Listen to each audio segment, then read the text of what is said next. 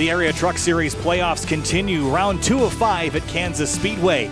Unlike last week, though, after this week, we're going to eliminate 4 drivers before we move on to the next 2 rounds of the playoffs before that final round that will finish off the season. Hi, everybody. Kyle Hire, joined by Connor Horn tonight in our first of the elimination rounds here in the Area Truck Series playoffs. And Connor, last night, the Cup Series traded us to a pretty exciting finish. But tonight, the trucks take on Kansas for 120 laps. And I think we're in for an interesting scrap. 2 drivers are locked in.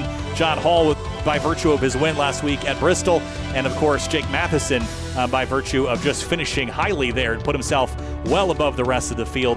They've got nothing to worry about tonight, but there's a handful of others, Connor, that have lots of work left to do. Yeah, plenty of drivers who still have plenty of work to do, as that cut line is not too tight, but it could get even tighter as we go later into tonight. It is going to be interesting. You can see on the right of the screen, Matheson Hall in green. They're good to go. You got Travis Beckner, 25 to the good, and then I believe it's Michael Curhan, 16 points above that cut line. But then you got guys like Brad Slaughter. He's very high in qualifying right now. All those guys below that cut line will likely need the win tonight, barring something crazy as far as points go. But if we do get a winner from below the cut line, 3rd place through 8th place in the points, separated by only 9 points. It'll be a fight between those 6 to not be the odd one looking out. But that's only if we get a new winner outside that cut line tonight. It's interesting you bring up the point. The cut line isn't really actually all that close in comparison to last night. But if someone like Brad Slaughter or Justin Anasogak or Jake Appel find their way up to the very pointy end, things could really shake up with how tight everything is at the top of the order. So that's something to keep our eyes on, absolutely. Qualifying's already been underway for a bit, and 17 trucks have put down time so far. The rest still have some time left to get their times. See, as the clouds come over the speedway, track temp's pretty low, 90 degrees Fahrenheit, as opposed to much warmer yesterday. Just a breeze out of the south, about 6 miles an hour. Drivers on the left in green, they are through to the next round. Matheson and Hall are those 2. Anyone in yellow is above the cut line, but not locked. Anyone in red has work to do. Brad Slaughter, as you pointed out, Connor, he is doing very, very well. A win would save him tonight. He's putting himself in the right spot to do just that. Yeah, the 2-time Truck Series champion is no one to mess about, as he's very fast tonight. He's actually very close on time with John Hall, but they both just got beat by non-playoff driver Justin Munsell. We've always seen how fast Munsell is. He could have won again last week. Seems like a broken record. We're always talking about Justin Munsell. He could win tonight. He could win tonight. So much bad luck. He always could, because he's very, very fast, but just something seems to go against him all the time, whether it's trucks or the Pro Series as well. So we'll see if he can do any better tonight as we look at Michael Curhan qualifying 5th. How about Michael Curhan last night? Once again, one of the top 5 closest finishes in area history. He did it over Jake Nichols, a thrilling finish. I tried battling him, and he pulled 13 seconds on me, but he had a great night last night. Happy birthday, Connor, by the way, says Michael Curhan. Here's my excited, sad, and angry face since I don't have any emotions, apparently. We were giving him hell last night for not looking all that excited, all things considered. That was pretty wild. That's pretty. There he is. Showing us all the emotions at once, Connor, because last night, I guess, for our wasn't enough for us, apparently. So there's the thumbs up and a smile. Kind of reminds me of Paul Menard. A little bit. He does have that look to him. He is going to have to go back to work tonight, though. Doesn't need to win to get in, and didn't need to last night either, but he put himself in position. And where did that speed come from? That was almost out of nowhere. I mean, we've seen him run very well, but the challenge, the 73 of Jake Nichols like he did last night, that's hard for anybody to do. Yeah, Jake Nichols doesn't lose a lot of races on speed very often, especially in that fashion. Usually he's one of those guys that gets that done and does that to you. But Michael Curhan, as far as the Cup Series is concerned, he definitely just put himself on the map as far as being a championship contender. If he gets to Chicagoland, he's going to be tough to beat. But it's not the case tonight, or at least it could be. I won't say it's not quite yet. He's definitely a contender in Cup, but we still got to 3 more races before we get to Chicagoland in this Truck Series. And he doesn't have too much work to do tonight, but he's still in a good spot as we look at David Weishart. He also doesn't have too much work to do, but you cannot have a very horrific night. Travis Beckner was in a very tight spot after he had a speeding penalty and whatever else happened to him last night. I couldn't see from behind me, but he was one of those playoff drivers who was not in a good spot last night, who came in above the cut line. He didn't end up advancing, but he doesn't want another night like that. Yeah, Travis Beckner is right there. We've also got Bryce Senesac and Justin Munsell on camera tonight. We'll keep our eyes on them as the night progresses. We're going to head down to the racetrack here as the warm-up is skipped, and it's almost time to go racing. As we get set to go racing tonight, race fans, be sure to subscribe to the Area iRacing Twitch channel. As a subscriber, you'll have Area iRacing emotes to use in the chat. You'll also earn double channel points as a subscriber that you can use to redeem for free merchandise, all at the price of just $5 a month. And looking to eat healthier in 2024 without having to spend extra money? HelloFresh is here to help. Choose from over 40 calorie smart and protein smart meal options each week.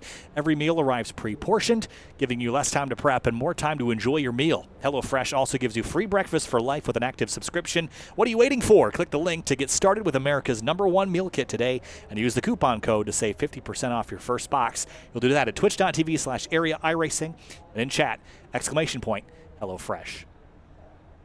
And it's time to roll through our starting lineup here this evening before we get rolling for 120 laps, which will take us about an hour worth of time if we go flag to flag green. Justin Munsell, outside of the playoffs, puts the thing right on the point. He'll start first alongside John Hall, last week's winner. He's locked into the next round. Nothing to worry about tonight. Different story in row number 2, though, of Brad Slaughter Jr. He likely needs a win tonight. He's done it before. He could do it again. He starts third alongside another non-playoff driver, Sam Fontaine, another great qualifying run. And 2 more playoff competitors in row 3. Michael Curhan, last night's winner in the 24. Can he recapture that magic? Jake Matheson, locked in on points alone. He's through to the next round in that number 52. 7th position, another pair of playoff drivers, this time 2 drivers who needed to have decent runs tonight. David Weishart in the 33 and Travis Beckner in the 28. 2 drivers who did not fare that well last night. Bryce Enesak starts 9th in the 09. Justin Anasogak in the red. He could use a win tonight. He might take one. He starts 10th. 11th place, Eric Weiland in the 21. Joshua Balliet, another driver above the cut line. He will start alongside the 21. He starts in 12th. Eric Weiland starts 11th. Mason Kane, 13th in the number 31. Bronson Stafford rolls off 14th in his number 61 Tundra. 15th place, finally, a row with no playoff drivers. Actually, no, Shane Therian once again. He is a playoff driver. I forgot to fix that. I That's knew 2 there in a was row. something I had to fix, but I forgot That's 2 in that a row. one. I know. He's 15th place. I was in a Colin rush. Farnborough starts 16th. I know. And 17th place, Garrett Grant in the number Sorry, 5. Yeah, sorry, Shane. Dylan Lee in 18th in the number. I knew that there was someone I had to fix, too. I just couldn't remember who it was. Sean Peachin in the 69 rolls off 19th. Joey Chapman starts 20th in the number 60. 21st place is Greg Mitchell, and then maybe the furthest back as far as the playoff drivers, Jacob Bell. He needs a great run, maybe a win, but he starts all the way back in 22nd place. And 23rd is Ryan Swan in the number 20. Ryan Nowicki starts 24th in the 74. 25th place will be Jason Dalton. 26th place to Toyota Tundra TRD Pro. That's Bobby Tinch. And the last row, it's Casey Lakatos in the 50 and James Scioli in the number 7. Let's make our picks. Oh, boy. I'll let you go first. I think I know who I want to pick.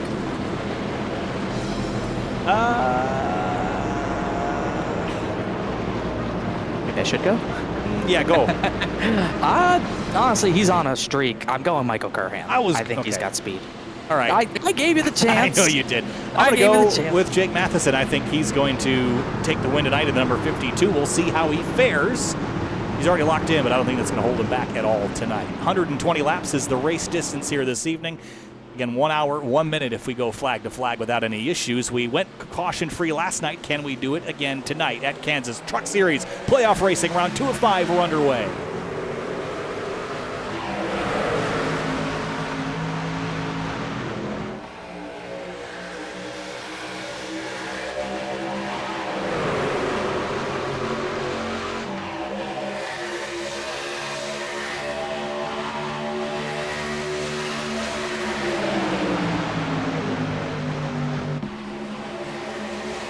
Into 3 and 4 for the first time. Munsell pulls ahead. Brad Slaughter Jr., though, trying to go the long way around. We're 3 wide for the lead. Curhan on the bottom. Who's going to get that bonus point? It was close, but I think, no, it was Justin Munsell barely, but he's now in the middle in a bad spot, 3 wide. This is frantic racing up at the front of the field here. Can we survive this? It was frantic at the start of the Cup race last night, but it ended up going single file and turned into a strategy race. We haven't been here since season 1. It's been a long time since the trucks have graced the banks at Kansas. There's Justin Munsell now stuck in the middle. Look out for the 33 on the bottom. That was very tight. It's been since season 2. No races the last 2 seasons. No former winners in the field either. Spin in the back. It's Ryan Swan around. Caution's out. And it doesn't look like anyone else got involved. Ryan Swan looks like he's the only truck, as you pointed out. Let's have a look at it on the Simrat Market replay and go maybe top down to see how this starts. There's the 60 at Chapman. And right there, it's kind of came together there. product of having an apron to use. Sometimes people will assume that that driver on the bottom will use it, and if that doesn't happen and you're anticipating it, it's going to cause an accident. But everyone got through all good, really no damage, and Michael Curhan gets the early lead, as finally this week we have a caution. Yeah, and we have to chase the pace car down too. Yeah. This will give me an opportunity. I've already, in the background, been working on fixing my Therian mistake. Oh, him, I think, this week, so let's fix that. Could be sorted by the restart here. But Curhan off to a strong start. That was a good pick, Connor. What is it about this racetrack? Because, obviously Curhan's got speed every week, but, last night was keeping pace with Jake Nichols, who's multi-time champion. Is there something about this racetrack that a driver can latch onto and find some speed that you otherwise wouldn't be able to have? I don't really quite know, but if one thing's for sure is that he figured out how to save like the best of them. Usually where everyone else gets beat as far as speed is not the long run. Like me and Seth Knoll, we were very fast long run. We were even, if not faster than all those guys ahead of us long run, but it's about going faster while saving. And that's what Michael Curhan figured out. He was, whatever line he was running, I thought he was running the bottom. He might have been running the top. He was gone before I could even really pick up what he was doing. But it's the saving the tires and going fast. If you can do both of those, if you can save the tires and run for the lead at the same time, that is a dangerous combination that will make you a title contender and make you a contender for wins week in and week out. I don't know if it's track specific, but no doubt Michael Curhan figured it out last night, and he could use that to his advantage again. He's already in clean air with the race lead, but I don't think we're going to see the leader pull away as we did last night. The leaders, I mean. So we'll see if it's a little bit different in the trucks tonight. Yeah, we will see. And this is a track that last night we saw go green for 140 laps, despite a couple close calls. We've seen one caution so far. Is this a sign of things to come, or do you think it's going to look a little bit more like we saw with the Cup race last night where we get a long green flag run? I would not be surprised if it takes us a while to get that green flag run going. It is going to be a little bit tougher. I think we're going to see these trucks a little bit more packed up, maybe a little bit cooler, but it's really just the lack of off-throttle time that these trucks are going to have. Even in the Cup cars, it was pretty fast, but you were still having to get off the throttle, at least to save the tires. If you weren't doing that, you'd go backwards like we saw a number of drivers do as the long runs went out. So I think we're going to be a little bit more packed up today. Cars rolling around. We should get to 1 to green here pretty shortly. Everyone's on the lead lap, obviously, from that start. There we go. I got the 38 lit up in the right color this time. Third time's the charm. And cars are going to double up, re-rack and restack, and there go the lights on the pace truck. We'll get back underway. David Weishart also shot out of a cannon on the initial start, 7th to 2nd in 2 laps. It's going to be important for him. He needs just to have a solid run. Don't do too much, but he's in a good spot right now. And he's got his teammate Slaughter with him. They could work together, maybe get the 8 victory, but Weishart's looking for another victory. His last win came at Michigan, and how chaotic that race was. Don't want to say it's going to be as chaotic today, but he's fast and he benefited at Michigan. He could do the same today. Here's one thing that this track lends itself to is aggression. You can lean on the banks quite a bit. We've seen 3 and 4 wide plenty of times. I don't think anyone's really holding back on these starts and restarts, especially with the threat of those long green flag runs. Connor, you experienced it last night. We didn't get any restarts, but after the initial start, everyone spread out. It's very hard to get an upper hand on anybody there. So you kind of have to be aggressive on those starts so you don't lose any opportunities to move forward. Yeah, I don't think me being aggressive would have got me many more spots. I think 4th was my peak. But I did try 2 tires to try to gain track position. Battled Curhan for a little bit there. Maybe we see more strategy if we get that green flag run. Maybe even if we get a late race restart, we might see drivers take 2. Well, Adam Jabay in Grid Life always says, don't try to take a 4th place car and make it run first. It won't do very well. Green flag, and we're back racing here at Kansas in the Area Truck Series playoffs. And Curhan, Weishart, off into turn 1. There's the 6 of Justin Munsell. He got put in a sucker hole early on and trying to rebound here on the outside lane, but still going backwards.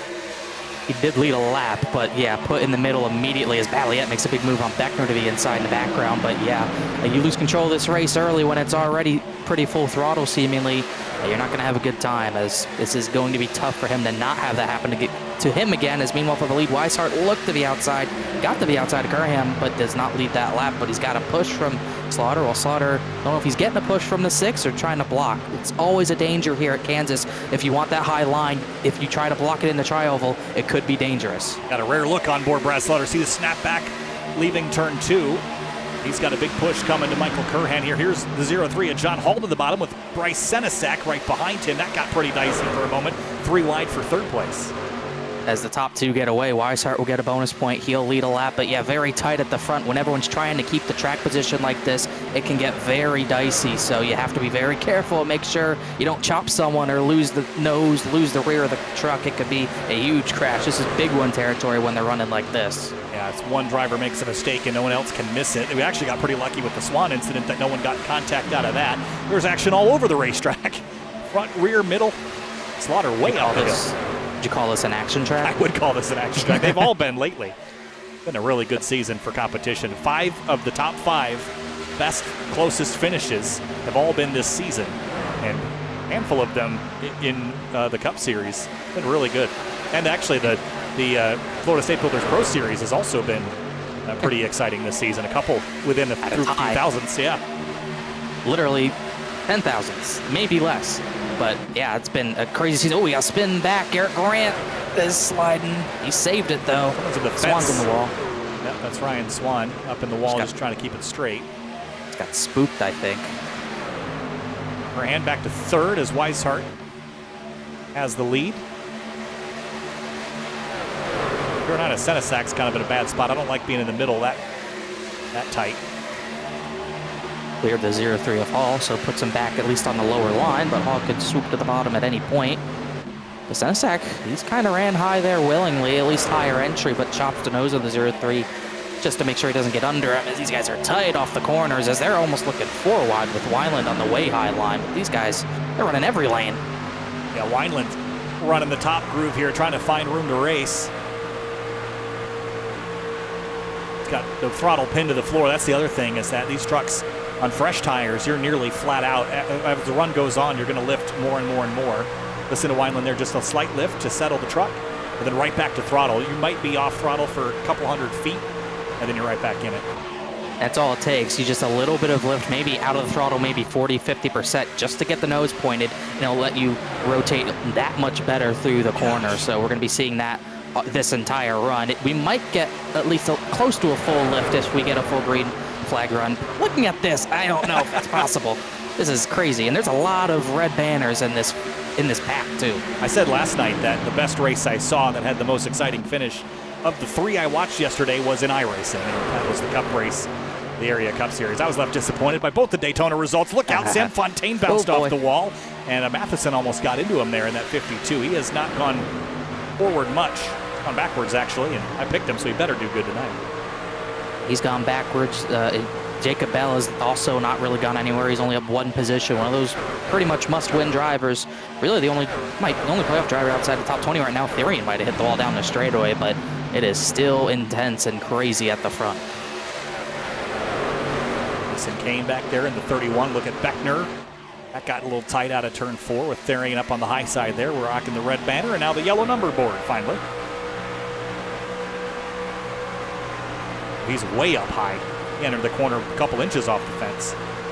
You don't really want to do that. It's a little bit too tight if you enter too high on the track. And also these two have history, but on the exit of turn 2 as well, if you're a little bit too high on the exit, it'll also tighten up and not turn. So you really got to be careful of where you put your truck. Whoa, Beckner right across the nose. Don't want to do that to him. Look at this. Well, think to their, was it the Pro Series last week? Series, yep. They're keeping track. I mean, Therian certainly is. Therian thinks it's 1-0 Beckner. Yeah. Yeah. Beckner, Fontaine in the wall, and Beckner's like, what did I do? I won a race. Yeah. It's always funny how the drivers keep their own record. That might be different from the general consensus, but often the only record that matters is the one that the driver has in their own head. Exactly. So I think Beckner needs to be aware of what Therian thinks the record is, for sure. I mean, they're both battling for titles right now, so they have to keep that in mind. That, you know, it's hard to separate things and have it be, you know, per series because the drivers are the same. But you know, is there any motivation, Connor, to keep emotions from flooding over from one to the next, or is it all the same to you? I mean, you have a different perspective on this because you're in the booth 2 nights out of the 3, but...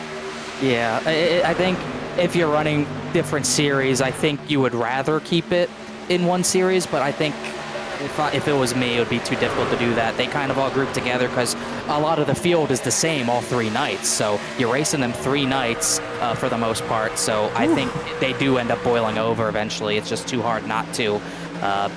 You know, obviously in my situation, I run 1 race, so it doesn't matter. But yeah, I think all 3 end up grouping together as these guys, they might be battling all night at this rate. You think to Beckner and Scioli, those are another 2 that they do not keep it within 1 series. They've clashed in all 3 series this season alone, let alone last season's incidents. So it all groups together for these guys, I feel. Well, sometimes it feels like you just got magnets. In the 7 in particular, he and the 28 have just had running after running after running. There's Dylan Lee in the center of this between Greg Mitchell on the outside and Beckner on the bottom. The front dozen or so have mostly single filed out as Dylan Lee is the last of that dozen. And we're going pretty green here, Connor. We're starting to stretch things out. We're not out of the woods yet, but this race will look very different if we can last another 10 or 15 like this. Yeah, we're starting to see it get spread out, mainly because that bottom line is starting to become unusable. It's the line you want to use for tire saving, at least in the Cup car. But in these trucks, I'm not sure if it's going to help too much because you're almost full throttle everywhere. I think you'd still rather be down there for tire saving, but it's hard to say. But we are starting to see, as this run goes longer, just like last night, that groove moves up to the high line. Mason Kane in the 31. Hucken Films Chevrolet. He's behind Sean Peachin in the 69. And then, again, Beckner and Therian door to door. Therian got stuck on the bottom when it started going away, so he needs to find a hole up to start going maybe forwards again. Lost about 4 positions because of that. Well, look at Dylan Lee right on the tailgate of Greg Mitchell. That was almost a little too close for comfort. And the field is drastically and very quickly moving up to that outside lane. The Cup race, we saw people trying the variety lanes all night long. It seems like it's kind of quickly turning monotone with everyone fighting for that outside groove. If we do get a yellow after a long run tonight, you can bet that the jockeying next restart would be a lot more crazy than we already saw. As you see, that high line almost look way too dominant right now. As like you said, everyone's kind of moving up there, except maybe 2, 3, maybe 4 trucks on the bottom line. Those are drivers at the back just trying something. Looks like car in the wall. Hard. Who was that? I think it was Bronson Stafford. I was looking at it. I don't think he hit it too hard. He got stuck against it, though. Wow, it scared me coming by the camera shot like that.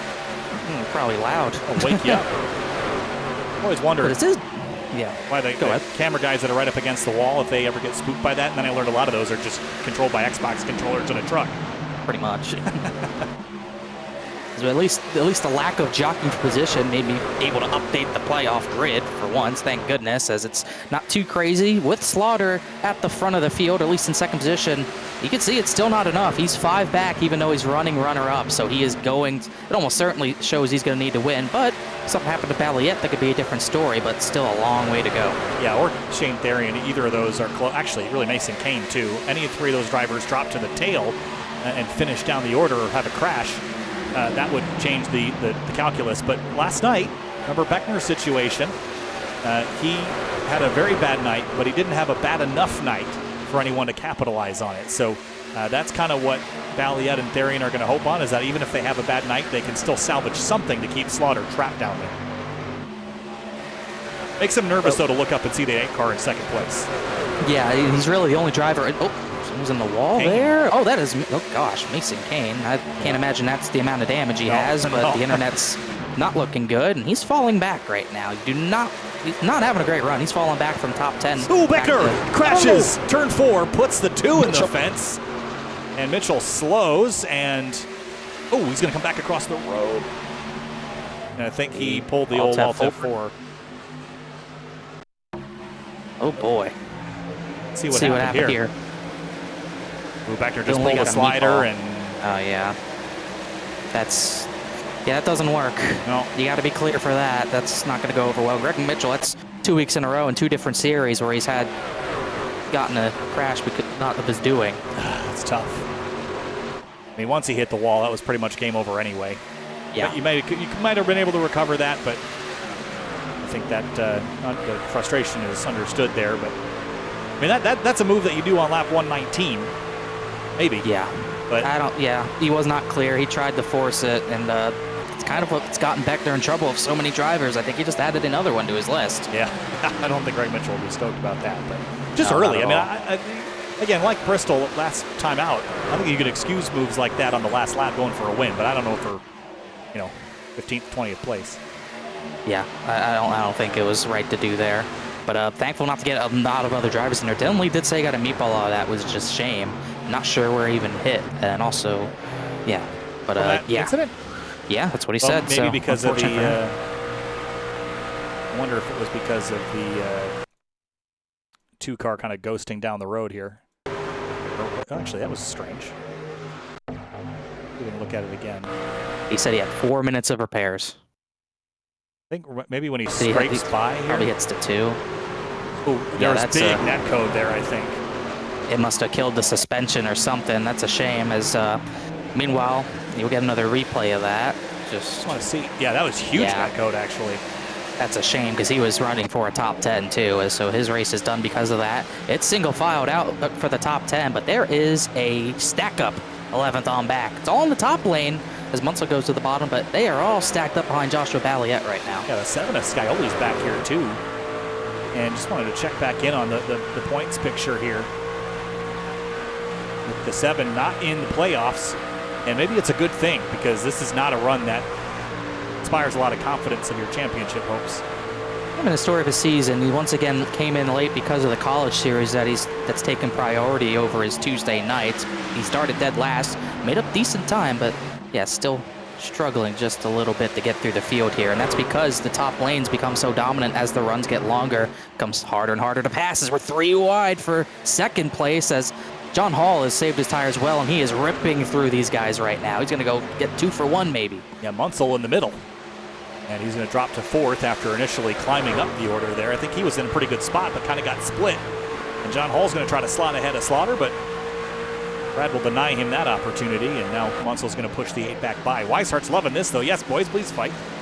But I've been saying that the top line's getting better as the long run goes, but if you saved your tires enough, it looks like that bottom line is the preferred place because John Hall makes up so much time. He can clear drivers on that bottom line and come up in front of them. Slaughter's going to try to go for the crossover to get that position back, but I think 0-3 saved his tires so well that he's going to get the lead in a short amount of time. He has really done a nice job this season, has a handful of wins, most recently last week. He's going to drive up around the outside of the 8 here. I mean, this team in general has put themselves in winning order and right to the bottom ahead of Munsell, huh? Yeah, Munsell goes back to the bottom. That 0-3, he saved his tires well. So much grip on that lower lane, and he could just pull up alongside the 33 and not lose momentum off the corner. Usually that driver on the top would just run right by you running the bottom like that, but just look how much more speed he can carry through the center of the corner. He's about to get this lead, but 1 and 2, a little bit of a different, more of a different radius. Tougher to make that move work, but he got close. Watching David Weishart at work here. As you mentioned, it's been a little while since he's been to victory lane. I think he'd like to top off this round with an automatic lock to the next one. I said last night that in these 2-round eliminations, I would much rather win the first week of the 2 and go into that second week not having to worry about anything versus go in and winning that second race. That's useful, but you still have all the stress going into that second race that you could not make it. So if you have the option, you do what John Hall did, or Jake Matheson points your way in, but you're going to win whenever you have the opportunity. I just prefer to be in the scenario of those in the green. Gosh, Munsell, whenever they chop noses like that, I think it's going to be a big crash, but Munsell was clear, but John Hall close, so close to clearing. He is clear, so he's finally clear for the lead. Will Weishart battle him back? Doesn't look like he's just going to bump him, so 0-3 all the way to the front, and Jake Matheson slowly making his way up as well. I think Weishart lost track of it. Of the wall, tapped it. You see that all good, though. Here a lot more than you think you would. You're just kind of following the guy ahead of you, driving through his windshield, and then bam, the safer barrier comes out of nowhere. And I can't remember if it's Las Vegas is another one where you just run flat out into the fence going down into turn 1 because you just lose track of where you're going. I think Chicagoland, our season finale, is another one as well. Just when it's because usually you're fighting for the top at these tracks. Yeah. Not much of Vegas, but Kansas, Chicagoland, for sure, you're fighting for the top. So you're trying to get as high as possible. Then that wall comes out. You come out from behind someone. The wall's right there. Benesac got close to it that time. Look at this fight up the hill. Jake Matheson and Michael Curhan. Matheson has clawed back, gotten by all these drivers to get up here, trying to get through his teammate. Get through to his teammate. Good lunge down to the bottom. He saved something here. He's back to where he started after all that. And the same thing he tried to do last night. He just wasn't fast enough on the very first run while saving his tires to make it work. And then he had to pull a crazier strategy to try to make it work. So a little bit different tonight, and it looks like it's paying off. Working lap 37 now. John Hall putting some distance on Weishart, Munsell on back. And very different lines. Again, we're seeing more drivers drop to the bottom later now, Connor. Remember, we checked in on the camera down here about 10, 15 laps in. Everyone was up high, and now it seems like for better or for worse, drivers are splitting off one side or the other much more equally. Definitely looks like it, which is a little surprising to me, but I think, I don't know, maybe the lack of off-throttle time would do something. This is going to be tight with Slaughter and Munsell. Munsell pulled the slider on him, and they made contact but kept it straight. Look at the run Curhan got because of it. That was tight. Oh, and he's going to hit him for it. He didn't like that out of two. Munsell has his hands full. And John Hall's loving his. Wineland's in lap 38. We didn't go over fuel strategy, but he must think 2 stops are better than a possible 1. I don't think we can make it to 60, so yeah, Wineland's in early. Yeah, that seems like a long way to go. Splitting this into thirds instead of halves. I would say so. We'll see who else he drags. He's, as far as I've seen, the first one to come down is Munsell's clear for third now. Yeah, Skyly put on that first stop, but only took a splash of fuel. Lakatos and Ryan Swan did the same. Bronson Stafford and Bobby Tinch also came to pit lane for 4 tires as Slaughter Jr. is going to hit pit lane. So a 2-stop strategy for these guys. I would anticipate this being pretty... Sorry, Anna Sogak and Peachin just hit in the tri-oval. Excuse me to cut you off. No, it's what you're supposed to do. That's my job. Yeah. That was weird. Oh, Peachin was in the fence, and he's going to come down the racetrack and... Whoop. A little odd. I'll wake you up if you weren't paying attention. I would say so. Out in the Daytona race last night when Joey got taken out while he was leading. Here comes the leaders, meanwhile. You know, it was really interesting to watch Joey see the crash happening and turn right and still couldn't miss it, but saw it coming out of the door. So trucks on pit lane just past the 1/3 mark of this race. Maybe this will be the prevailing strategy here, and Wineland was just the first to break. I think this will be. We were probably 63 laps if you didn't save in a cup tank, which is bigger than all the other tanks. So I'd be shocked if anyone even tries lap 60. I don't think it's possible. It looks like Curhan's coming in. Here comes Senesac, Fambro, Grant, so almost everyone else. Yeah, there's a good chunk of the field. Only about a half dozen that have left to pit, so it seems like this will be a 2-stop strategy, one at lap 40-ish and one at lap 80-ish, and the rest will take you to the end. We have been green since the opening caution on lap 3, and 39 laps since. And it's getting spread out just like last night as John Hall goes to the bottom of the track. 42 laps in, we will stay out another lap. With how far of a lead he got in a short amount of time, he will stretch the long run as much as he can. Anna Sogak, Therian, Bell, 3 playoff drivers in. Jason Dalton follows. The points aren't updated as they run, but Mason Kane was back in 19th before pit stop started. He was 7 points ahead of Slaughter at that point. It's not updated once again, but he is not having a great day. No, and again, just trying to minimize your bad days. And heard it said many times, and I agree with this, that your championships are not won by your good days. They're won by how much you limit your bad ones. And that doesn't mean not having them. You're going to have a bad day, but how bad is it? And can you make it less bad by changing the outcome, whether it be try a different strategy or just trudge through it? And it might stink to run around 15 laps down, but if there's a point to grab, that could prove to be a critical one. Yeah, Beckner could have just quit last night. He would have been out of the playoffs, probably. But that's not what you do. You got to run for everything you can. I can't remember how many times, like at Texas in 09, or like, where was it? Maybe Chicagoland or Kansas in like 2011 or whatever season that was, where Jimmy Johnson was always figuring out how to get a good finish out of a horrible day, or at least get points out of a horrible day. That's what wins a championship, and that's part of why he's 7-time. Lap 45, and the front 5 cars still have yet to pit. Add Skyly, Lakatos, and Swan to that as well. 9th on down have made their pit stops. A little shocked these guys are stretching it this far at the front, but I just mathematically is the only reason why I'd wonder this. If they're going to pit, they're going to pit, but it makes the most sense to spread out your tire wear evenly over the course of 3 equal-length runs, generally. It doesn't always make sense to lopside your stints one way or the other unless you're trying a one-stopper, but again, I don't think that's going to happen with so many people. I mean, if there was half the field doing one and half the field doing the other, it's a bit more clear what the intention is, but so far I can't really discern what's going on here. Yeah, I mean, they were for John Hall. I think it's all right because he's so fast. It's not going to hurt him too much. Matheson, Beckner are not too far behind, but it's a little more hurtful for them. Here's the thing I can see is if you can overcut by 5 to 10 laps, you're going to have much better tires at the end of the race. And if you're anticipating it going green the whole rest of the way, which it very well could, then you want to have those good tires at the end of the race. You want to be on offense, not defense. And maybe that's a strategy.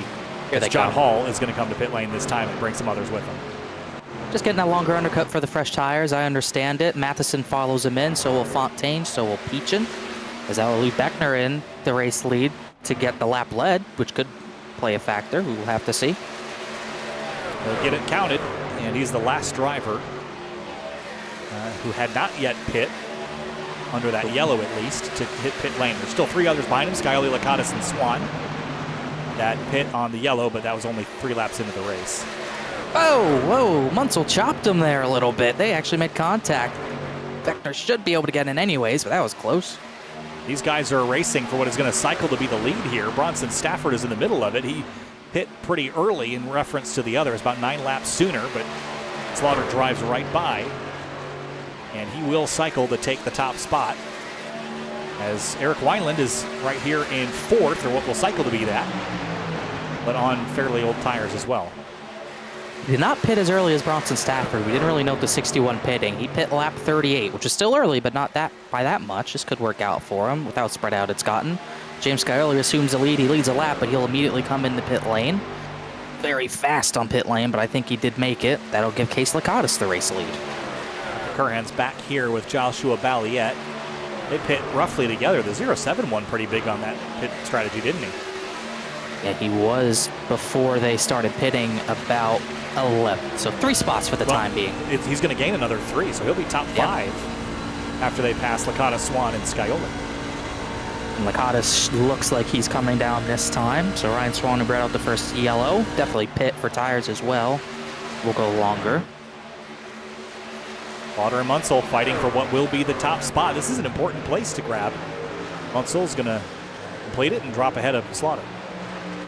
Already made a little contact today, these two, at the end of the last run. Slaughter gave him a tap into 3 because he didn't appreciate the slide job, so they will battle extremely hard. I can only guarantee it. We'll see if Slaughter returns a favor. Sure does. Right in front of a 6. Ooh. And he'll block the bottom, force Munsell to go to the way high line. And Munsell swooped too much. Slaughter, again, look at the number, color, it's red. He has to fight hard tonight. I mean, is it worth making an enemy? I'd say yes, because if you don't and you miss the playoffs, it was all for nothing. If you make an enemy, at least you might move on to the playoffs with the moves that you made. So as long as they count for something, I'm for Brad Slaughter driving out the mirrors tonight and making this truck as wide as he can. Don't hit the wall, though. Yeah, I'm for it. You have to battle for it. You can. I think Munsell's probably going to get him at some point, but there is no reason for him not to battle hard for this position. He's going to just run the long way around here to try to carry some speed. But Munsell's got him cleared, and we saw Slaughter take it back last time. He's going to do the same thing again, but Munsell goes defensive. Brad will try the outside. We'll see if Brad can make that work. Munsell's just good enough around the bottom to clear him here, but once again, it's kind of like a recording. You always see the same thing over and over again. He's very willing to give the 8 that top line. He probably thinks if he runs the bottom, he'll save the tires a little bit better, so he's perfectly fine with letting that 8 go to the high line. They have cycled back to the lead.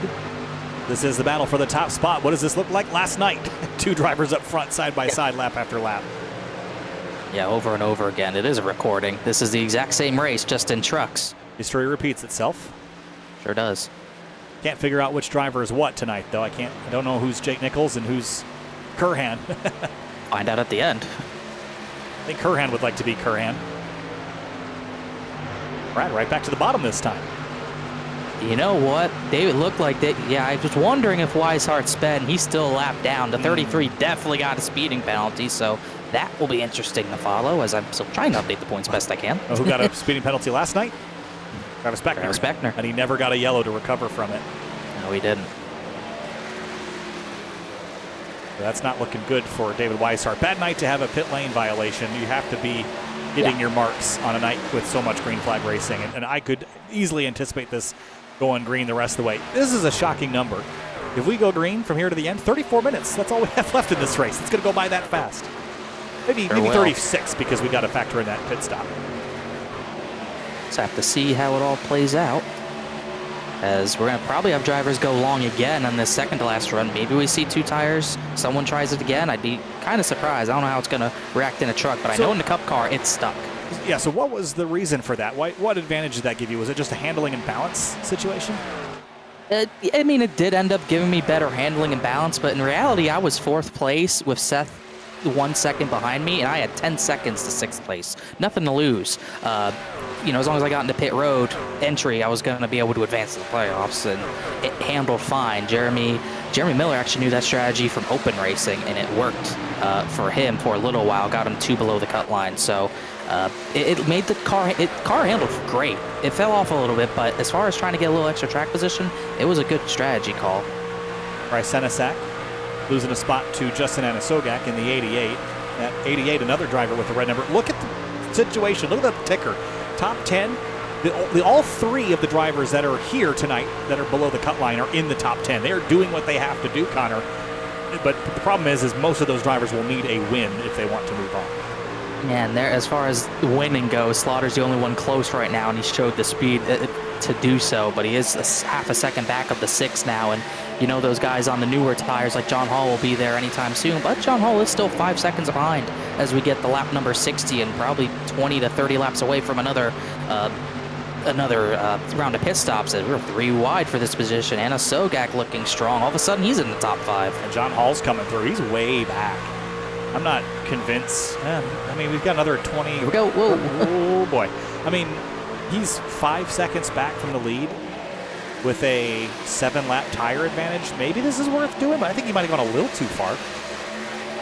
And same thing for Beckner and Matheson. A little bit too far and not as close to this battle as the 03 is. So they've also got work to do. That's kind of the math that you're trying to sort in your head is how long is long enough and how long is too long when you're doing that overcut strategy, because depending on the track length and the amount of time and amount of tire wear that you have, that calculus changes a ton.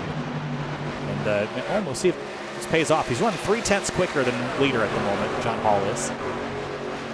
Half the race left to go next time by. Yeah, they are clicking off very, very fast. As I gotta say, this is it's been good for Balliet so far. He's already still in the 4th position, but he does have a lot of faster trucks about to bear down on him, and that's going to be a little bit dicey. Yeah, he's kind of the last of the 20-lap tire trucks in 4th. And on the left-hand side of the screen, in a moment, show you who is where as far as laps since their pit stop. And Munsell 20, Slaughter 21, Wineland 22, Balliet 20, and then you see John Hall with only 13. And so that's the Great Wall of China that John Hall's about to go trekking. I think Matheson's up to 9th. That puts the 77 of Jacob Bell.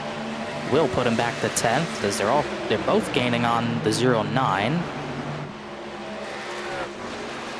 11th place, Shane Therian just got up to that position, trying to climb back through himself. Almost 3 wide back here with the 61 in the middle. There's Beckner on the bottom, and then Weishart up top, who's just going to be clicking laps away. This is not going to be a fun night for him. He's got to make sure he stays close to the front. Ryan Swan's not too far away from getting laps, so he has to try to make sure he's in lucky dog position. He just needs a yellow. That's what he needs, and that would save him. But you have to know, based on last night, that is unlikely. Apparently looks like it so far. Meanwhile, for the lead, Brad Slaughter Jr. just took it away from Justin Munsell, so he dropped back half a second, then got back by the 6, so we'll see what type of lead he can get together. Yeah, that was a really slow lap for Munsell, actually. Let's go back and have a look at this. He hit the wall? I think so. Watch turn 3 and 4 here. Up the hill, does he jump the cushion there? Oh, yeah, he did. It's a big mistake to make, especially from the lead. But he at least kept a clean truck, and he might still be faster than the 8, but now he lost control. This might be that yellow that the 33 needs. Oh, Beckner in the middle of 3 playoff trucks. 77 of Bell and the 38 of Therian.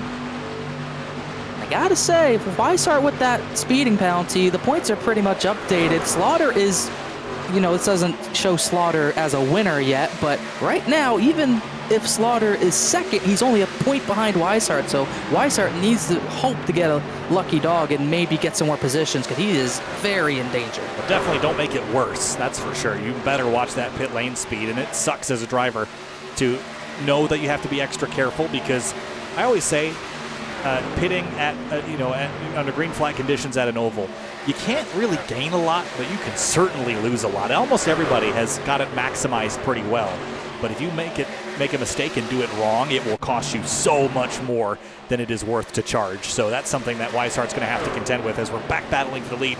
Munsell wants it back, was not ready to relieve it yet. 2 Toyotas fighting at the front. Yeah, he took it away from really himself, so he's going to have to try to get it back as Slaughter above the cut line as he leads, but Justin Munsell wants it, and John Hall lurks only 2.3 seconds behind and gaining. Zogak and Beckner back here scrapping for a spot here too. Behind Balliet, who's just trying to cling to everything, but the leader, you cannot pull your eyes off these two.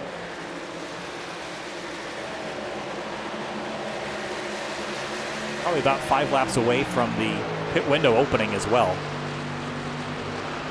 Meanwhile, it's not been the same amount of pace tonight for Curhan. He's back into a 9th position. Still a solid night, but does not have that pace over the long run that he had last night in the Cup side of things. Beckner and Balliet for 6th. This 28's found some speed here. He's got the freshest tires of anybody in the top 10, and it's paying off. So this is the most of an overcut anyone's done so far, and it's working. I think I finally have the points updated. Weishart's out as they run. Wow. With Slaughter leading. So there are teammates, but Weishart's going to be rooting for Justin Munsell if he could see what we see right now, is Mason Kane not having a bad enough night to, defend, to help Weishart at all. So let me pose this question. You're Brad Slaughter. You're battling Justin Munsell. You know the point scenario is if you win this race, your teammate's going home. Do you win this race? Yes. You're at the expense of your teammate? Yes. That's not even a question. I love how confident you are. You're definitely a race car driver. I don't think it's a question. It should be in question even if you're a commentator. Teammates are out the window as far as playoffs go. I mean, but both of them would be moving on to the next round. It's for the greater good, right? Well, no. If Slaughter doesn't win, he's not making it. So I guess I got my strategy from Karl Marx probably. Mason Kane or someone else would have to have a bigger issue for both of them to advance. It seems unlikely for both of them to advance. It's one or the other, and if it comes down to one or the other, you're not giving them the spot. Justin Munsell still trailing Brad Slaughter Jr. We've gotten these 2-horse fights both nights so far this week. 50 laps to go next time by. Eric Weiland's up to 4th place. He's just been quietly plugging away. He might lose the spot to Jake Matheson here, but he's had a decent night. He was another one of those guys who came in a little bit earlier, and it has worked out pretty well for him. Yeah, so Eric Weiland's on the extreme end of the strategy, and Travis Beckner is 2. They are 10 laps apart, and they're running right nose to tail on the racetrack. So what's the winning strategy if both of them have put them in the same spot?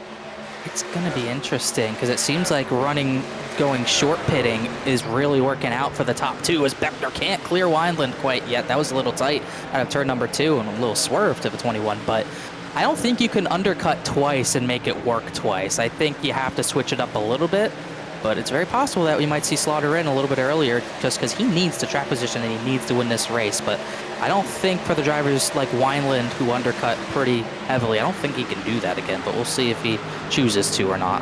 Beckner weaving back and forth. He seemed upset that the 21 was racing him. I didn't really see anything that they did wrong, but he's definitely on a mission right now. Look at the focus on his face. Very, very focused. Always is. You got to be focused. You always talk about it with a wheel like that. He's got to be ready for calamity. You never know when that wheel could just snap, I suppose. So, still don't know how he does it. Checking back on our math, John Hall is half a second back from the lead. And we are about 7 laps away from lap 80. So that means that in the 40 laps from lap 40 to 80, John Hall has gotten almost back to the lead. He's got a few more laps to get here. If John Hall gets to the lead before or on lap 80, I think this is cutting it too close, and I don't think he can overcut as much next time, Connor. I think he's got to be a bit more careful. It took him almost the entire run to get back here. That's a risk I wouldn't be willing to take the second time around. It's really because of how crazy the pack behind was. They're sorted out now, minus that battle for, I think that might be 12th they're going 3 wide for, with Stafford, the lap truck, just getting through those guys. But yeah, he cannot give that gap up because he won't have a lot of time to make it up as well. We're going to hit a lap 120 and he might not be there in time. So I think whatever John Hall does as far as the race for the lead might dictate what Slaughter and Munsell do as far as tire strategy. We might see John Hall even try to beat them to pit lane. Yeah, I mean, pit window's open here. Bronson Stafford pit 10 laps ago. He was one of the first to break. So maybe he's almost on a 3-stop. Yeah, I'm not sure I love that idea, but no. I think you could pit now and be fine if you were going to be on the front end of that strategy. And I think we'll see some in the next 2 to 3 laps. But I think I want to overcut. I just don't know if I want to do it as much as John Hall did it. I think what Slaughter and Munsell did, which was kind of middle of the road, might be the way to win this one. That's what I would think, but you just never know what could happen. We'll have to see. It really comes down to if Hall can pass these guys easily or not. I mean, imagine he did get to be outside of Munsell. Imagine this is lap 115. You know, this is the same scenario we would be in if everything happened the same on the second pit stop. So John Hall would be fighting for the win with 5 laps to go, and Brad Slaughter would absolutely throw the block on you to no end. He would in that wreck himself for it, and he would probably at least get into John Hall for it. So you don't really want to have. I don't think you want to have to pass him for the win. But you also don't want to have to fend them off for the win, so you have to find that perfect medium to hope you're not doing either. 4 laps until that proverbial ending, and John Hall's going to have the lead, but just. So note that. Brad is not going to give this one up easy. No, he's actually going to hang to the outside at least 1 more set of corners here, so important for him to also hold back the 0-3 as much as he can to help his cause a little bit more and hurt the 0-3's cause. 0-3 not fully clear. Yep. He's going to fight it and side draft him again. This is important. In it. Yeah, this is an important fight just to keep him in distance. Any 10th that you slow him down now is a 10th you're going to basically effectively gain on him later. Yeah. It's important because you look at the points. If he's second place, he's still 1 back of Weishart. So the way it's looking, if something else goes wrong, he could point in, but it's so unlikely. He's got to fight for this win regardless. It does not change his mentality at all. And Weishart's almost as far down as he's going to get as long as he's running on the racetrack. So yes, provided he doesn't have another. I mean, the next truck is 17 laps down, so you have to crash out and have Bobby Tincher rejoin the race. That's the scenario that Weishart is in, or Slaughter rather, I suppose. Both of them. Yeah. And now the 0-3 is going to clear the 8 with the outside lane. And Wineland did undercut again. It's a little earlier, but he is once again pitting a little early, so he will get a jump. He pit on exactly the 40th lap of his run. So that meant that he basically pit on lap 39 the first time and lap 40 the second time. Oh, here comes Slaughter and Munsell. Right on time. Not speed. And this is, again, splitting this race into equal thirds. That's going to maximize your tire life. We're seeing about 4 or 5 tenths of fall off. It's not as much as it certainly could be.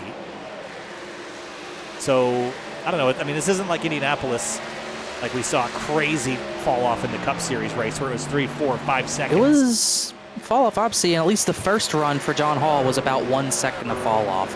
His fastest lap, his second stint on tires was a 30.9, and he's fallen off about 1.5 seconds off of that. So there is some decent fall off, but it wasn't enough to where the overcut was so powerful that he just took the lead easily. He had to fight for it.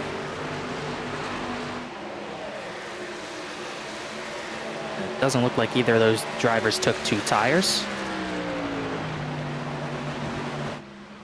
So Slaughter was not willing to risk that.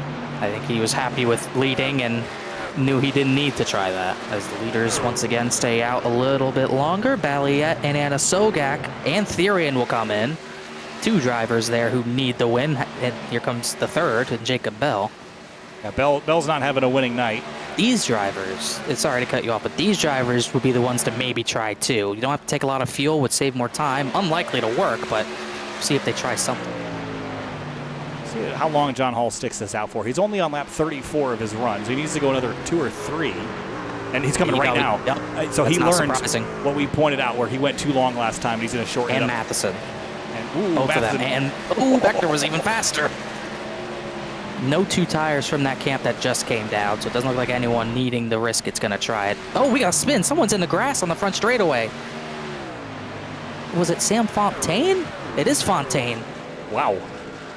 Doing donuts down there. How did he end up there? Not quite sure, but he's going to keep it green. I think everyone who stayed out was hoping, please come up the track, but didn't work. Let's have a look at the Simrat Market replay here. What? Just got in the the wall. And And Wineland. Wineland had nowhere to go. It's a big infield down there. Thankfully, almost ran into the trucks on pit lane. And Wineland that's a shame. Wineland has pretty big right front damage from that as well. And he had already pit. So that's going to hurt him even more. Wrong place, wrong time for the 21. For sure. So as the field continues to cycle here, John Hall's back on the road. Race fans, head over to simratmarket.com for custom iRacing paint scheme templates that are simple and easy to use, so it keeps you more focused on the racetrack. And of course, rickshotsauce.com. Make sure you check them out for some of the best hot sauces made locally in South Florida. Try the Loxahatchee Classic, Golden Garlic, Palm Beach Pineapple, or South Beach Heat. Make sure you keep an eye on that Rick's Hot Sauce Rookie of the Year battle in the Area Cup Series. $100 prize for the highest finishing rookie in the point standings. That's currently none other than Jake Matheson. Shocking. Yeah. He's had a heck of a year. Sure has. On both series, he's running as here comes Scioli and Curhan. They went a little bit longer, but they'll both come down. Still waiting on the 50, the 74, the 71 will be the next 3 to come down. Scioli went 35 laps, which is about what John Hall did. He's on the same strategy, but he was further back. So Hall is already on Justin Munsel's rear bumper. Yeah, so the leader is going to cycle to be Bronson Stafford, but there's Brad Slaughter right behind. And he's got a fairly sizable advantage over Justin Munsell. And that tire difference between Slaughter and Munsell, or passing pit lane, give me a moment. 6 laps old tires for Brad Slaughter and 3 laps for John Hall. 3 laps different and a 3-second advantage. I'm liking that call by Brad Slaughter. This could let him win this race. And he came down the same time as Munsell, so he must have done a great job getting in and out of pit lane as well, as he takes what will be the effective lead from Bronson Stafford. So whatever he did, he really gained big time, and that could be huge. So 40 seconds in the lane, 14 in the box. 41 seconds in the lane, 14.8 in the box. And yeah, you're right. And there's probably even more time on the entry and exit outside of the pit lane boundaries. So Brad Slaughter won big, and this would drastically shift this cut line and in big danger for David Weishart, his teammate. Yeah, and one not out, one what in. he wants to see. No. He already pit, so he can't really hope for to just get cycled out to the lead lap because of a yellow now. He's actually 2 down, just waiting for the leaders to cycle out. He is really hoping. You hate the root against a teammate, but he sure is right now. Well, he's led almost the most laps of this race. Weishart led 25. Have that laps led point in there for Weishart? Does that change the number? I believe I have it in there. What about most laps led? Assuming Slaughter doesn't lead the rest of this race. If Slaughter doesn't lead the rest of this race, it's going to be John Hall, looks like. Well, Weishart's got 25 laps led. Oh, yeah, it's true. But the problem is if John Hall passes Brad Slaughter, then he would be the one to lead the most laps. That lap for Weishart, if Slaughter finishes second, that point would come in handy for Weishart, but we'll see how long it really takes for John Hall to get up there and battle. It looks like Lakatos is in now. I believe Ryan Nowicki came in last time around, so this will cycle the lead back to Brad Slaughter Jr. A turn 4, and he is going to take the lead now, and he'll lead that lap as well. And 30 laps to go next time by, and a 2.6 second lead. He's doing everything he has to do And if he comes up one spot short, it's not going to do it, Connor. He needs to win this race. And you can bet he is going to fight hard to try to get this position as well. So this is going to be a dogfight to the end as long as this goes green. If it doesn't go green, we get a restart. It's going to be even more of a dogfight in that case. Could be tight. And this is playing out so much like yesterday's race, where it's just looking very different now than it did. Look at Travis Beckner, going to feel like Superman on fresh tires around the outside of Bronson Stafford. Might not be able to win this race, but oh man, wow, what was that all about? I don't know. Was there something that preceded that? He's driving like a man possessed tonight. Yeah, I'm not sure. Right on board. This is the half lap before that. Bronson Stafford back on pit lane. Driving the lane here. It's his 3 stop. And then this. Huh. Yeah, I don't know what that was about. Maybe something happened earlier in the race, but I'm not sure. Yeah, must have missed something, that's for sure. Lap 93. Slaughter taking him away, 15 minutes away from transitioning out of the cut line to the next round of the playoffs. A caution would ruin his life right about now. Yeah, I think he wants this green. I think he wants to battle this out under green. I do not think he wants to have a restart where we might see those other playoff drivers try some strategy.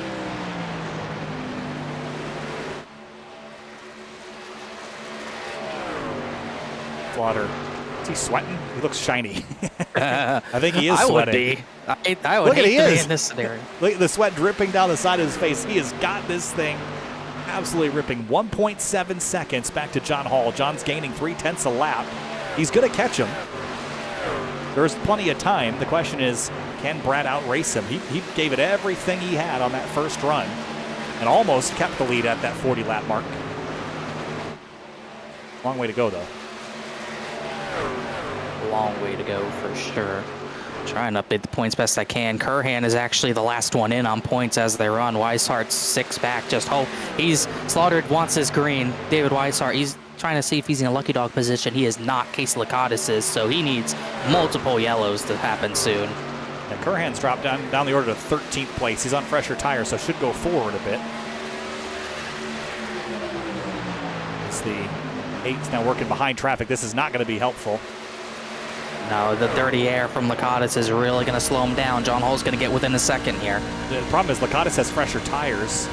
So he's going to be in front of him for a long time. And I think, trying to see who else, someone was behind Slaughter as well. It's Greg Mitchell who got back on track after Alta F4. I don't think that's allowed after we saw that at Phoenix with Yusuf Ghali. I'm not sure that there's a whole lot of strategy behind it either, because he's 32 laps behind Bobby Tinch. I don't know that he can even gain a spot.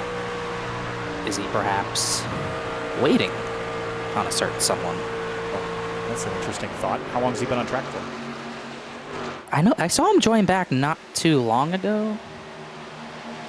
Trying to look back. He did not get on track too long ago.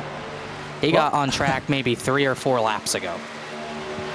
Keeping tabs on scores. Maybe Greg Mitchell is about to make a withdrawal.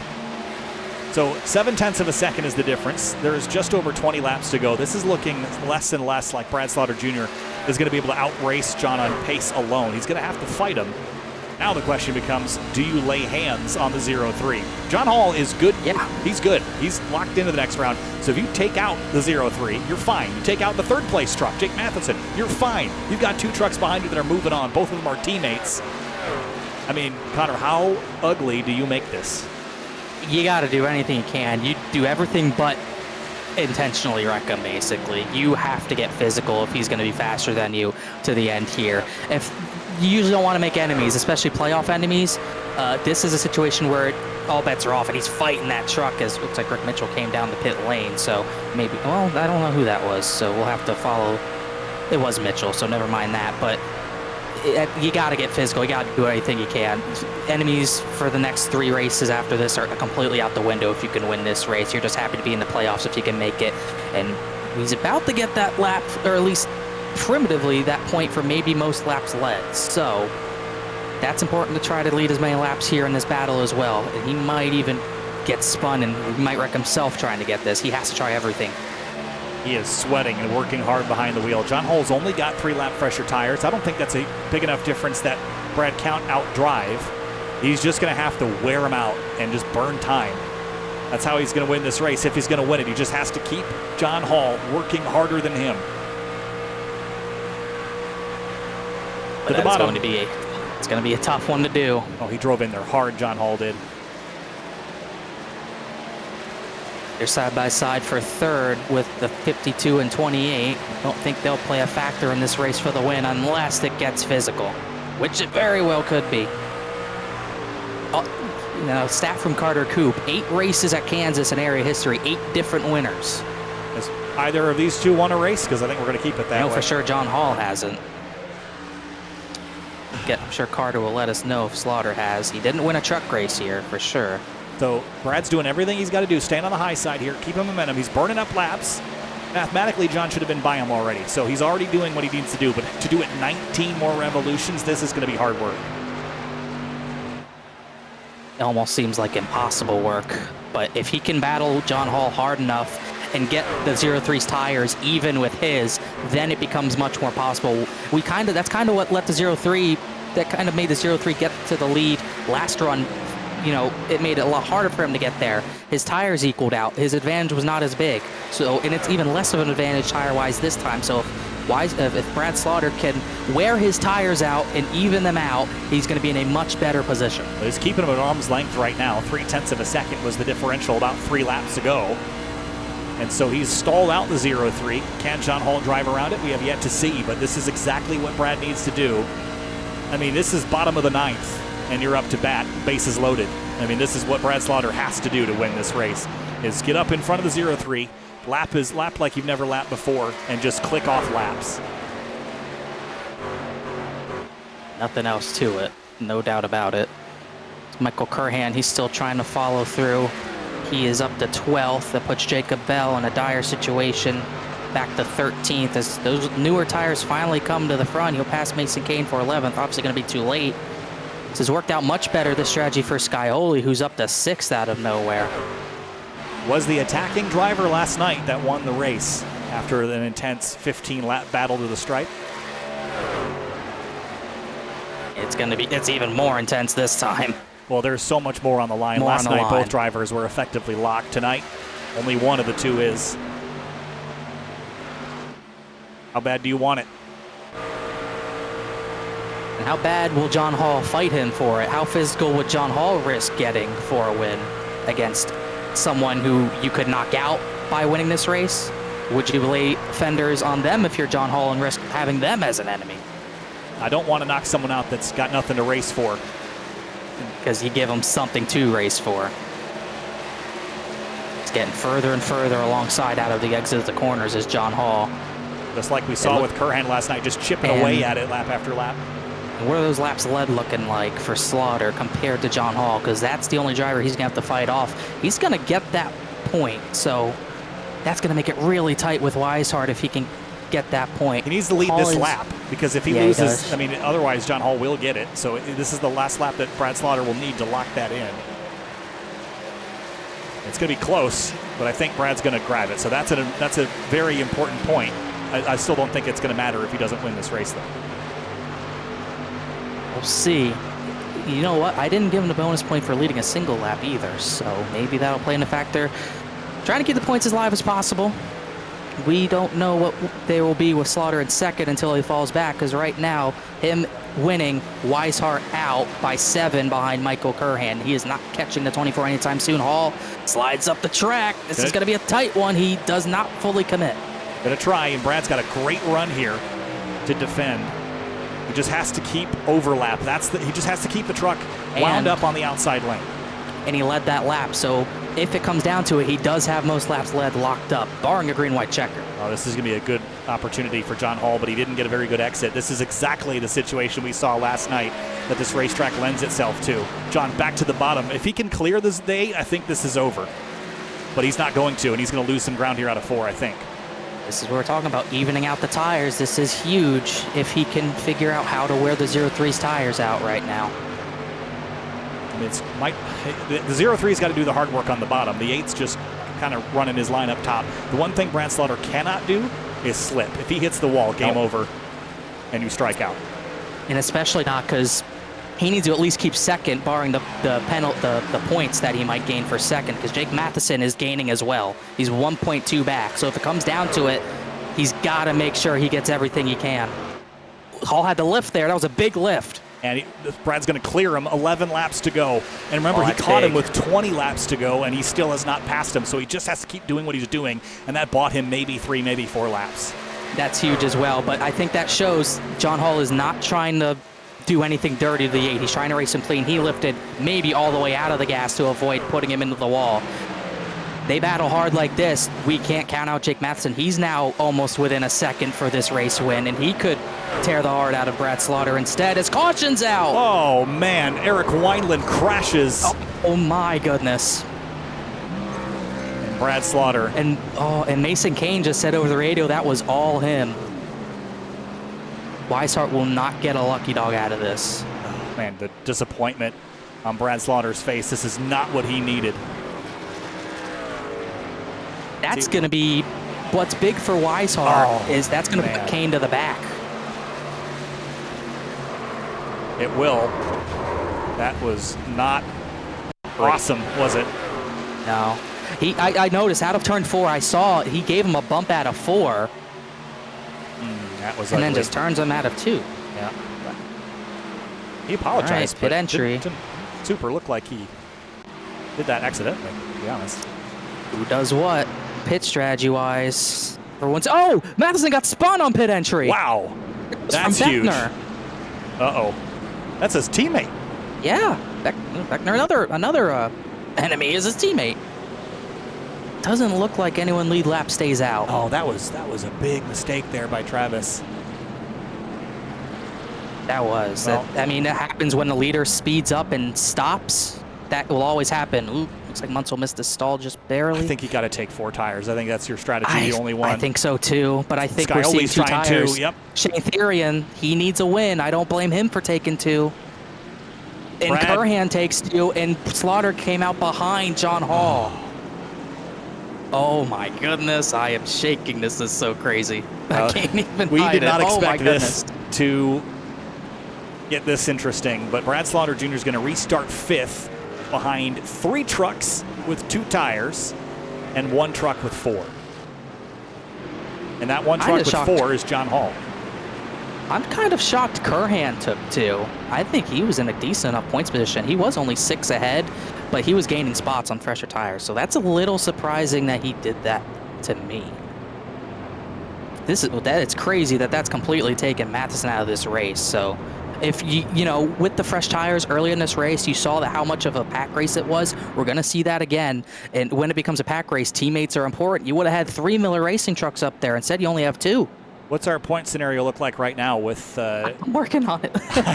I'm just curious with the 31 down the order in 19th, how this is going to change the calculus. Obviously, we're not going to finish in this order, almost guarantee it. But, I mean, Scioli leads. I mean, I think this is not a green-white checkered. I think 4 tires is worth it, but... Yeah. Gosh, I don't want to start row 3. That's where Brad Slaughter is going to be, is that 3rd row. And he has just got to be worn out. I mean, he is sweating.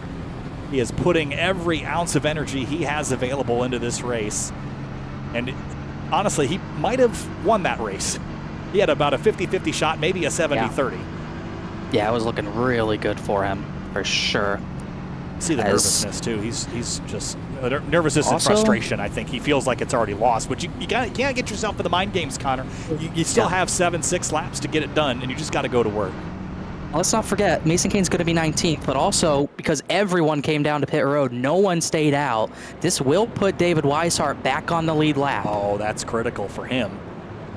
And he's got drivers he can get for position as well. As far as I know, I have the points updated as they run. Therian is barely in as they run over Slaughter. So if Therian has a crash, maybe this works out in the 8's favor, but if not, time to go to work. Sure is. As everyone gets to wave around, James Scioli He's had a terrible truck season. All of a sudden, he could maybe get a win. Oh, last week he took 2 tires, and John Hall took him, got him for the win. But now this is different. This could be a much crazier finish. Well, Travis Beckner has been a little bit of a loose candidate tonight, but he's going to restart next to Brad Slaughter Jr. I don't think that's exciting for Brad. But could that 28 steal one away, too? Let's not count him out just yet. I mean, give me 4 tires and an angry Travis Beckner and a 6 lap to go restart, and it's really hard to bet against him. Yeah, you don't want to bet against him. But also, if he gets to Therian, you can't forget their history. Therian definitely remembers.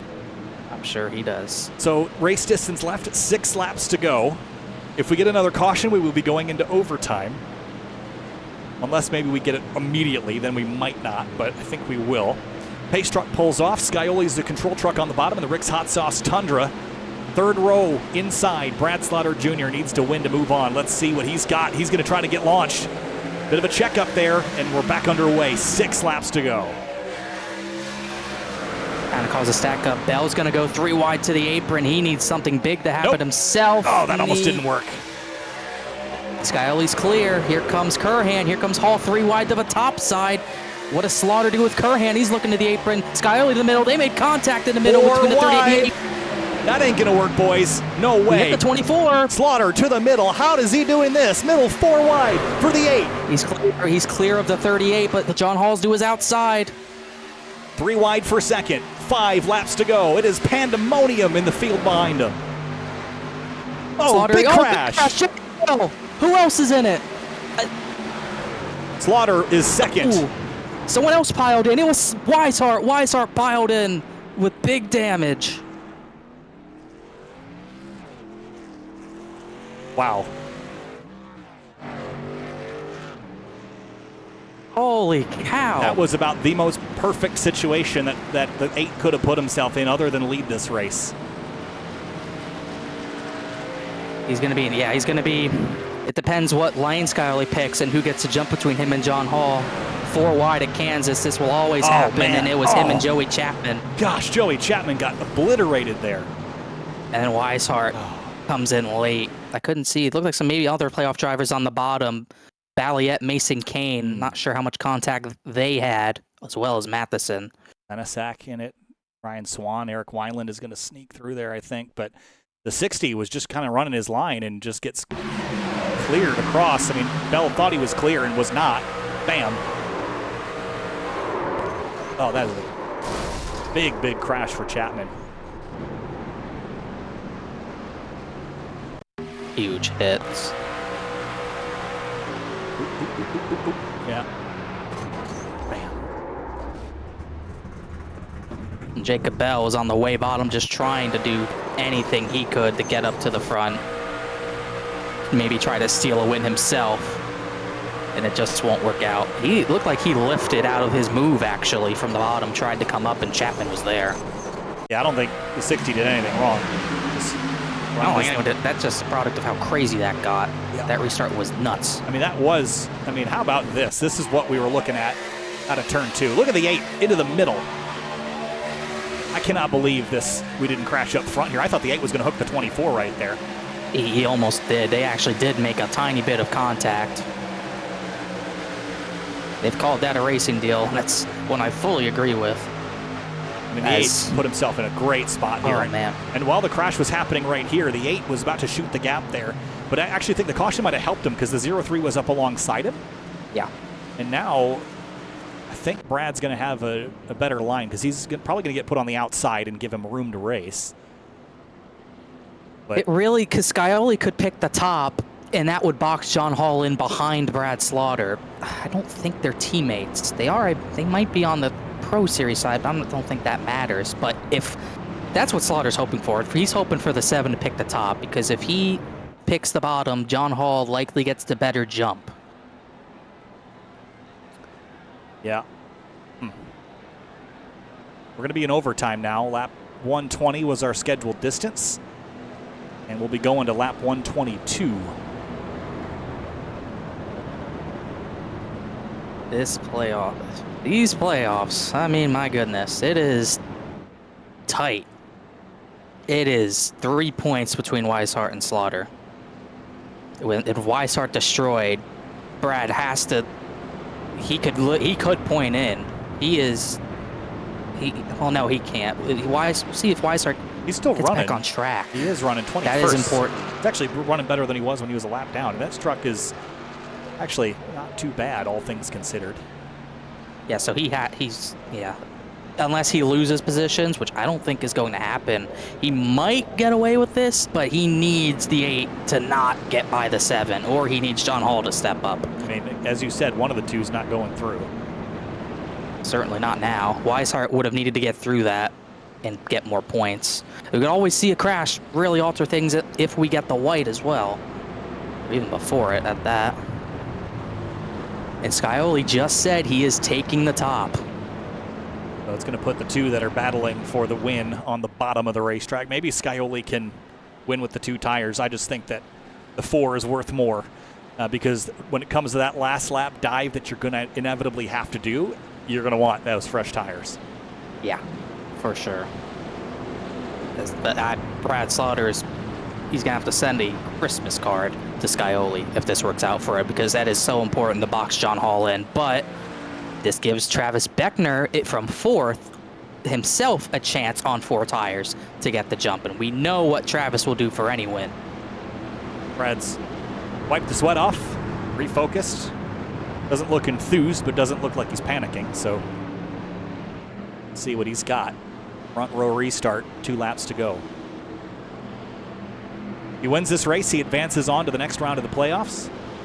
He loses this race, going home.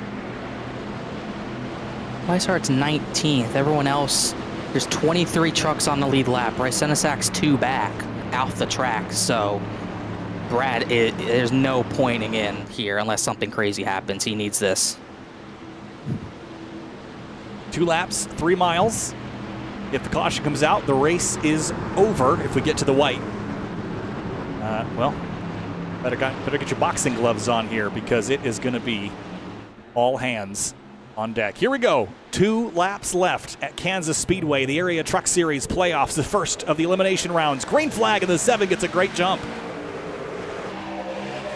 8's clear for 2nd, but he did not get a great jump. He has to protect John Hall here on the bottom. John's trying to stick the nose up the inside. And of course, we've got Travis Beckner up here as well. Slaughter. The 8 to the inside. He's got the lead. He's going to get the lead in case they crash. Down the back straightaway, nose ahead. He's through. If the field wads it up, Brad Slaughter moves on to the next round of the playoffs. White flag will be dangling in the air.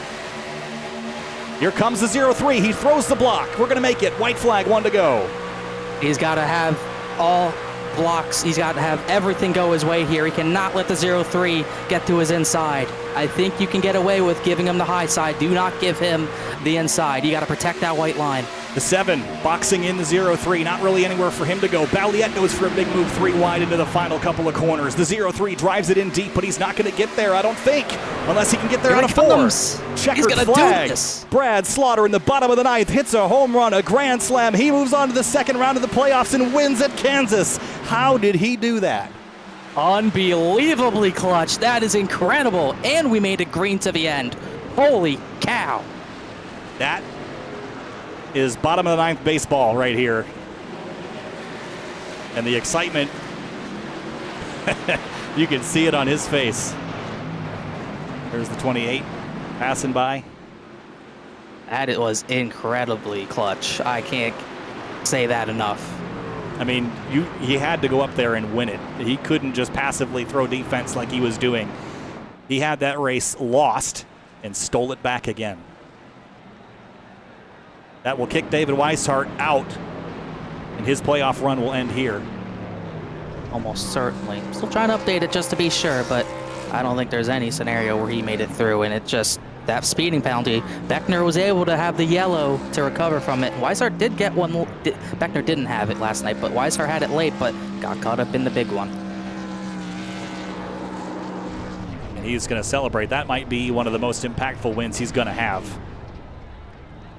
Let's go back and look at it again. I mean, he just played this to perfection. I mean, once he had gotten ahead of the 0-3 and 7, it was just a matter of hitting his marks. Didn't leave the 0-3 any lane to use. And goes off into the corner. But I think the clutch part of this, you know, the most important part of his night was not this moment. It was prior. Watch this again on the back straightaway. This is how Brad Slaughter put himself in position to win this race. It wasn't the move later we saw right here, middle 4 wide. That was the move that put him in position to win. And Curhan tried to block it a little bit, and Theron tried to box him in. He knew we had to make this move, though, because John Hall had a clear track on the high line, so he had no choice but to bully his way through there. So that was incredibly clutch. But not only this, but the 15 to 20 laps he held John Hall behind him was incredibly important as well, as the crash happens behind him. Hall got it on pit road on positioning, but it really ended up being a blessing for the 8. But holding him off for all those laps was also exceptionally important. Just look at your race results. Points have been updated out of the playoffs. David Weishart. I don't know if this is updated quite yet. I think I have mine updated at least. Let's check those first because there you go. Weishart, Anasogak, Bell, and Poole out. Therian in by 4 points. Balliet stays in. Kane stays in. Curhan, Beckner, Slaughter, Matheson, Hall. Moving on. And we talked about at the beginning of the race, 3rd through 8th, we're only separated by 9 points coming in tonight. And if we got that winner below the cut line, it was going to be crazy between those 6, and it got crazy for sure. And Weishart is that odd man out. And that red, change that to a green. He's locked in and moving on to the next round at Iowa. Then John Hall comes up just short. And fair racing by John Hall. He had the opportunity to end that battle earlier than he did. But James Scioli, I think, saved Brad Slaughter there. The way that he raced him at the end, fair and clean, and put them all in great spots. Shane Therian rebounds for a top 10. All great results here as we move on to the next page. Eric Wineland, even a top 20 after all that he went through tonight. Not so bad.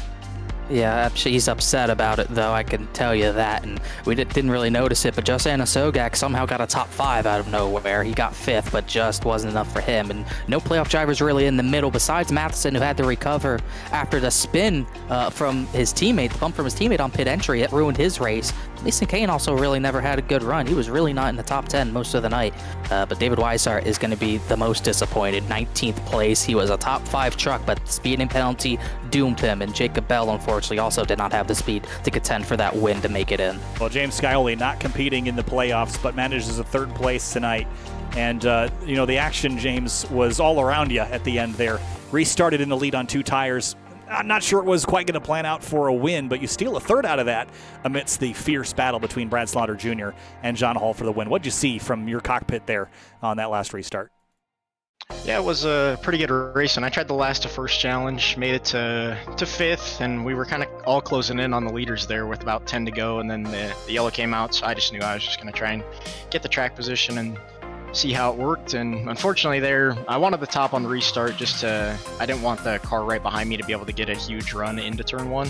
So I figured I'd take the top and then clear down and see what I could do. But John and Brad just stayed hooked up so long that there wasn't really much I could do. I gave them the bottom, and I think if Brad wouldn't have been able to clear me on entry, I think that was the move, would have been to give him the bottom like that, and then I could have just pinched him and tried to race him kind of how I did John. But unfortunately, they were just so hooked up that even if I took the bottom, Brad was just going to go around my outside into 3. So unfortunately, not much I could do there. Been a while since I won one of these things, so I was hoping that was going to be it. But not too bad starting last and finishing 3rd. James Scioli, 3rd place tonight in the number 7. James, nice run in that Rick's Hot Sauce Toyota. We'll see you next week. Thanks, guys. Want to give a huge shout out to you guys for capturing all these awesome battles and photo finishes and stuff we've been having lately. There have been some good finishes, so big shout out to you guys. Thanks to the admin team, and then shout out Sky Motorsports and rickshotsauce.com. Code Skyly, get you $7 off there, and Flat Out Racing Network, and we'll try and win one on Thursday. We'll see you there, James. Thanks for chatting. Thanks, guys. And John Hall comes home in 2nd place. And John, you were locked in. You didn't need to win that race, but you gave it all you had. And a fair fight between you and Brad Slaughter, cut short by a yellow flag, and then all hell breaks loose with the strategy, that ensuing restart, trucks everywhere. You come home 2nd, a 10th back. Happy, satisfied, or wish you could have gotten that other win? That last run, I knew I had a shot at Brad really good there. I just couldn't quite set him up off 2, but yeah, I would have liked to see that go green. But that's racing, it happens. Congrats to Brad for winning his way in the next round. That's awesome for him. Yeah, kind of stinks. We kind of overshot the strategy a little bit just for the first pit stop, and then that kind of set up Brad to pit right as soon as we got back to him. So hate it for Miller Racing guys. We kind of had it there and had a little bit of a miscue, but we're going to reset and be good for round 2. Iowa and Auto Club round 2. You won your way through at Bristol. Another short track coming up next week, sorta. Can you win there and move on to that final round? We'll see. I don't know. Iowa's been a funky one for me. Honestly, I have circled Auto Club as probably one of my better track out of the 2, so we'll see what happens. I like it too. Oh yeah. That one especially is going to be a lot of fun, so looking forward to that. Thanks, John. Appreciate your time. Congratulations on a top 3. See you next week. Thank you very much, guys. Have a good one. You too. Well, Brad Slaughter Jr., how about bottom of the 9th, bases loaded baseball there? That was fun to watch. Brad, you had to race your way in, and you did just that. Took a big swing at it, and you thought maybe for a moment that your race was over when that caution flag came out. We could see the disappointment on your face. Came down pit lane, came out 5th. That restart, you went middle 4 wide off into turn 3, somehow came out the other side 2nd, and then you go and win the race on the next restart. You've got to be just totally enthused. I know it's a little bittersweet with your teammate getting knocked out, but man, you've got the sweet tooth and a sugar rush tonight. You win the race. I am in shock. I mean, that's what we needed. I mean, I walked around all day today telling myself, I was like, it's win or nothing. I mean, win or absolutely nothing, go home. I mean, I raced with a little bit different mentality tonight that I haven't raced with in a long time. Just don't roll over for anybody. I raced everybody tooth and nail as hard as I could. If I burned the right front off, I would have burned the right front off. I was going to be the leader as much as I could, no matter what, all night tonight, and it paid off. It worked out. Yeah, to walk it off like that too. I was just looking at the points. I'd have been out by 2 points if I didn't win right there. So yeah, I mean that's the most clutch thing I've ever done. I mean, I'm normally good to goof that up, and like you said, whenever that caution came out, I thought that was it. I thought I had just done enough to hold John off to bring it home there, and that yellow come out, and I was like, I didn't think there was any way. I knew we were going to have guys staying out and 2 tires and stuff like that, and I didn't think there was any way we would get back up there without yellows, and worked out perfect. Wow. Hats off to John. John was super fast tonight. Had me sitting over here shaking, sweating, convulsing, everything. And wow, that's awesome, man. That's cool. I'm pretty happy with that, and we go on. I don't even know where the next race is. I've been so focused on tonight. Got no idea, but I'm ready to go. Ready to get there. Iowa Auto Club up next. I'm not as excited as I thought I was, but we'll practice. We will get better. Yeah, that was my next question for you. Is you made it in by the skin of your teeth tonight. Iowa Auto Club up next. I mean, obviously you're hoping to go into that Final Four maybe with less of a stressful situation. How confident are you now? Does this win boost your confidence heading into those next 2 weeks? Definitely boosts the confidence. Definitely, especially at a track where you really got to. I won in Atlanta earlier this year, but that was really just hold the wheel and pray. I actually felt like I did something tonight. So yeah, it definitely helps the confidence a lot. Iowa's not normally one of my better tracks. I think I can probably tidy it up and get something decent there. But Auto Club feel really good about. Auto Club's always been a good track for me, so feel really good about that and being a cutoff race. Maybe we go walk it off again. I hope we're not in that situation, but the 5 bonus points from tonight will definitely help the situation with the reset. Well, sure. It was an exceptional race to watch, and Brad, it is a bit of a special night for us. Tonight is the 6th year, officially, starting now, that we've been in operation on SimTV. 6 years ago in 2018 was our first broadcast ever. So you win on year 6. Congratulations, and hope to see you do it again next week. Well, congratulations to y'all. I actually I feel partly responsible. I think I was part of the connection between y'all and getting y'all over here to area. So that's awesome to have y'all here, and glad y'all been here as long as you have, and glad you stuck around. I hope you're here for a lot longer. We hope so. Yeah, thank you guys, and shout out to everybody watching. All my teammates were awesome tonight. Bobby was really helping me stay tuned in there the last probably 20 laps or so, trying to keep my nerves down. So all the teammates, shout out to them, DWR boys, and like I said, everybody tuned in. Grandparents, love y'all, and we'll see you at Iowa. Brad Slaughter Jr. wins at Kansas and advances to round 2 of the Truck Series playoffs. Brad, thanks a lot, congratulations, and good luck next week. Yep, we'll see y'all next week. Connor, what a race, what a battle. Look at your points again, leaving the night. John Hall, Matheson, Slaughter up at the top, but Weishart, Anasogak, Bell, and Poole, their run ends here. That's unbelievable. I don't think, at least in my time helping you broadcast area, I've seen a cut line come down to that. That was incredible. Slaughter was at the front the entire race. He was really the only guy on that cut line that had the pace to win all night long, and he pulled it off. The definition of him in area is clutch. He, I believe, in his latest Truck Series championship went winless all season, made it to Nashville in the Final Four, and just won that thing. That was his second Truck Championship. He's still chasing a third after, once again, another clutch win where he wasn't going to advance without it. Second place wasn't going to be good enough. I can't say enough about how clutch he was. That's why he's the most decorated truck driver in area history. 2 championships, 12 wins, the all-time leading mark. And it's for reasons like that, for races like that. He just gets it done when it matters the most. How big was that? And he got it done tonight on the 6th year of operation here on Sim TV. We start year 6. I've been here for like 4. Yeah, long enough, that's for sure. It's been a long time coming. We're not stopping anytime soon. The summer gets hard. You're going to see a decrease as the summer rolls on, but Ariel will be with us all year long. Thanks so much for joining us. We'll see you next week at Iowa, but we've got one more round this week. I won't be there on Thursday. It'll be Finney and DeCuna leading the show with Connor and Hunter on Thursday. That's the Florida State Builders Area Pro Series right here from Kansas. We'll see you there on Thursday. Have a good night, everybody.